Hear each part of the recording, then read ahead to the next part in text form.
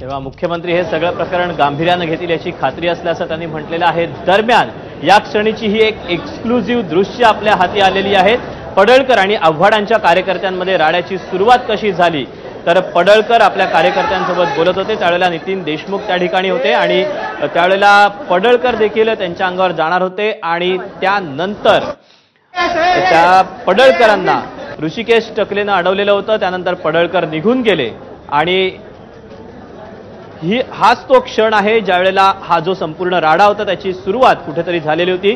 पडळकर आपल्या कार्यकर्त्यांसोबत बोलत होते आणि त्यावेळेलाच नितीन देशमुख हे त्या ठिकाणी पोहोचलेले होते आणि या दोघांमध्ये काहीतरी खाणाखुणी झाली, काहीतरी बोलाबोली झाली, काहीतरी बाचाबाची झाली आणि त्यानंतर हा संपूर्ण जो प्रकार आहे जो अवघ्या महाराष्ट्रानं बघितलेला होता तो सगळा प्रकार त्या ठिकाणी सुरू झालेला होता।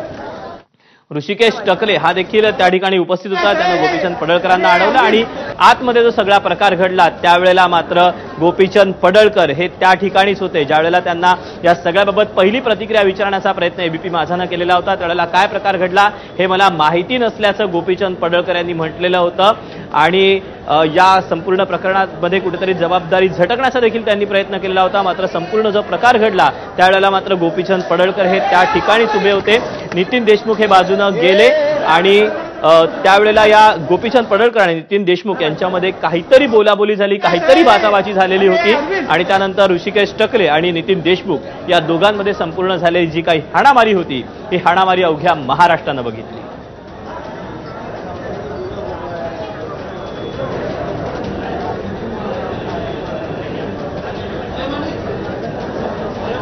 या राड्याची सुरुवात नेमकी कशी झाली हे सांगणारा हा व्हिडिओ।